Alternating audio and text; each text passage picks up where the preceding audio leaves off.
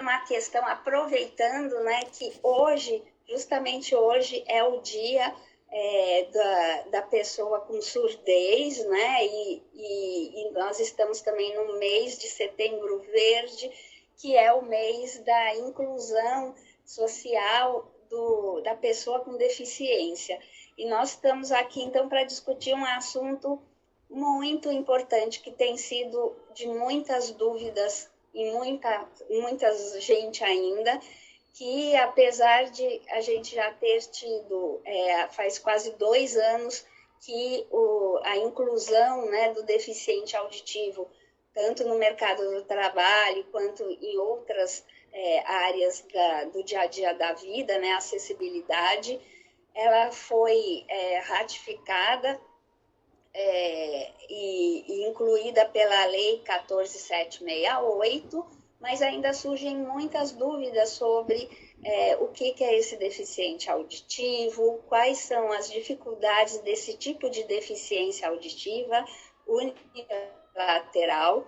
Então, eu convidei aqui a Mônica para estar numa live sensacional comigo, porque ela é uma das pessoas que mais entendem dessa questão também dos impactos sociais sobre esse tipo de perda auditiva.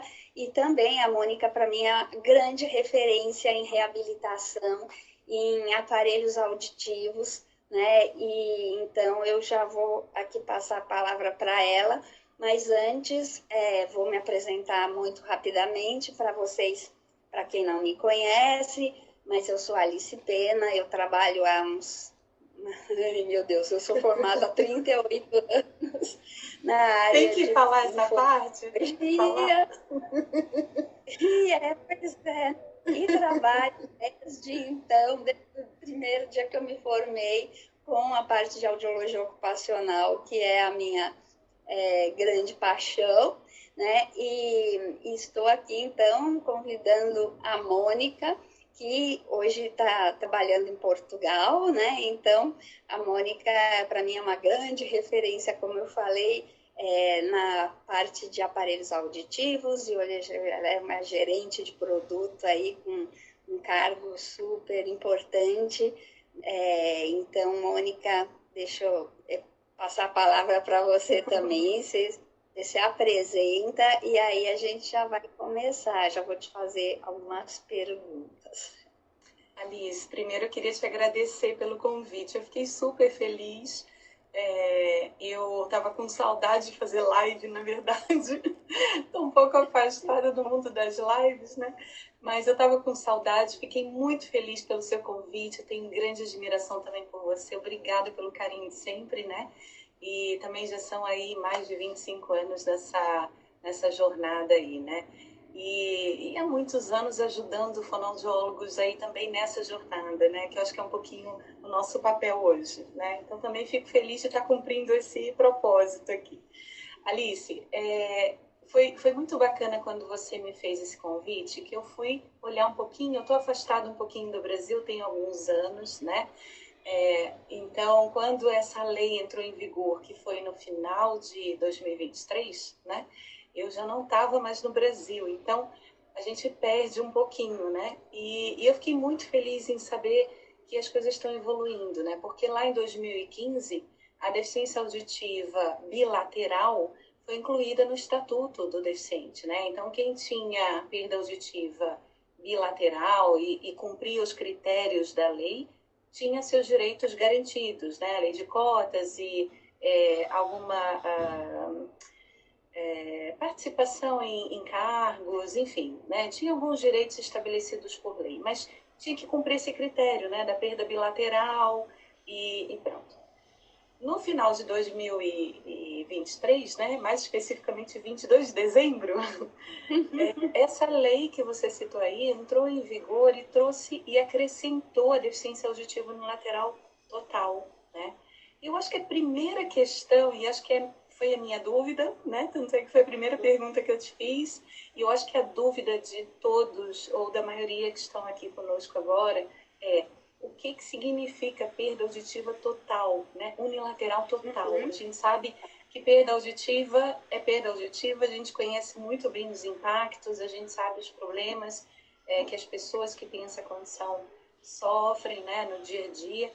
E aí vem a lei e diz, só tem um direito garantido quem tem perda auditiva unilateral total. Ai, meu Deus, conta pra gente um pouquinho, esclarece isso daí, porque é super confuso, né?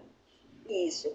Então, quando esta lei, a 14.768, foi publicada, ela deixou esse espaço meio um vácuo, né? Porque ela detalhou, como já existia na lei anterior, né?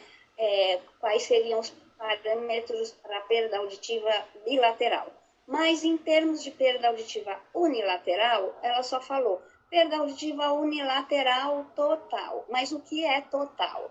Aí a gente, inclusive o Conselho Federal de Fonoaudiologia na época, fez um parecer interpretando, né, de maneira o que eles pensavam sobre a perda auditiva unilateral total, mas logo em seguida veio um guia, né, do Ministério do Trabalho, lá da divisão de acessibilidade, né, da pessoa com deficiência, que é um serviço onde trabalha a doutora Laila, que é uma pessoa muito respeitada no assunto, e eles fizeram, então, o documento explicitando o que deveria ser considerado do ponto de vista biológico, né, do traçado audiométrico, o que seria considerado uma perda auditiva total. E então, dentro dessa dimensão, a perda auditiva total, que eles estão dizendo para considerar, seria, então, uma perda unilateral, onde as frequências de 500.002, e aí eles falam 3 ou 4, que ficou um pouco confuso também, estariam todas abaixo de 95 dB. Esse foi um documento, então, para tentar explicitar isso. Mais recentemente, agora, saiu um novo parecer dizendo que é média. Porém, eu acho assim, não importa se todas as frequências estão abaixo de 95 ou se é a média dessas frequências. O que a gente vai até discutir aqui é que, às vezes, né, quando você já tem uma perda pior até do que 80 unilateral ou 90, o impacto ele é parecido, né? Aliás, é quase igual, né, quando chega nesse nível. E o que eu acho que é mais importante e que deu um outro olhar sobre essa questão da classificação de quem é deficiente que é o segundo parágrafo da Lei 14.768, que diz que ainda está em estudo, né, que eles ainda irão trazer novos instrumentos para a avaliação e que nos casos, né, em que realmente você não se enquadre, a pessoa não se enquadre exatamente nesse padrão biológico de perda auditiva que a gente está preconizando, que a avaliação deve ser também biopsicossocial, ou seja, você também tem que fazer uma avaliação levando em conta os impactos na vida do dia a dia daquela pessoa com o dia a dia, né? E aí é que entra a classificação internacional de funcionalidade, que é baseada nessa avaliação biopsicossocial. Então, o que nós temos discutido muito é que, além dos grandes da classificação que a gente vai fazer por meio da audiometria, ela não se encerra aí. A gente precisa entender como que é a vida do indivíduo, e aí entram todas as questões relacionadas à CIF, né? Então, a participação dele, né, na sociedade, como é que é a atividade de participação, como é que é a estrutura e função, e tudo isso é que tem feito com que a gente entenda melhor cada indivíduo, né, e como ele se insere nisso, para que a gente possa também fazer um laudo, não levando só estritamente em consideração quantos de dB ele tem de perda auditiva. Então, se ele tem 90, 85 em uma frequência, então eu já não vou enquadrar.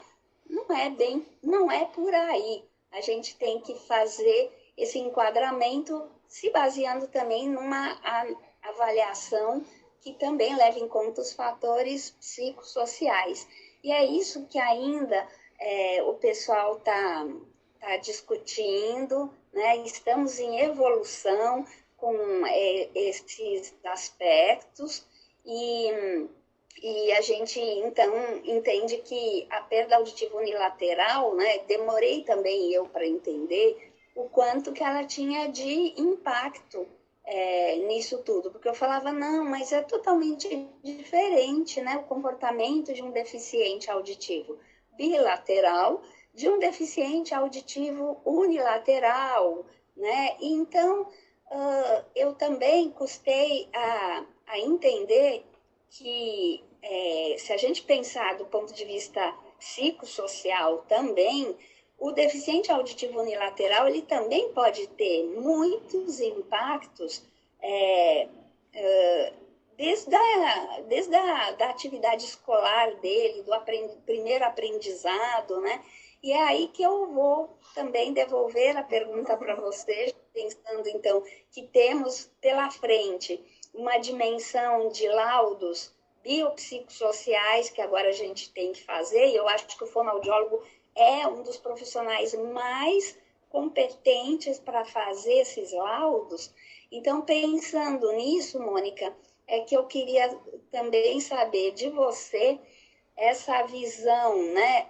Quais seriam os impactos mais discutidos, né, sociais na vida diária, né, de pessoas que têm essa perda auditiva unilateral em diversos graus. Aí eu queria que você falasse um pouco sobre isso. E depois, né, gente, a gente vai ter aqui uma participação especial também de uma pessoa que vive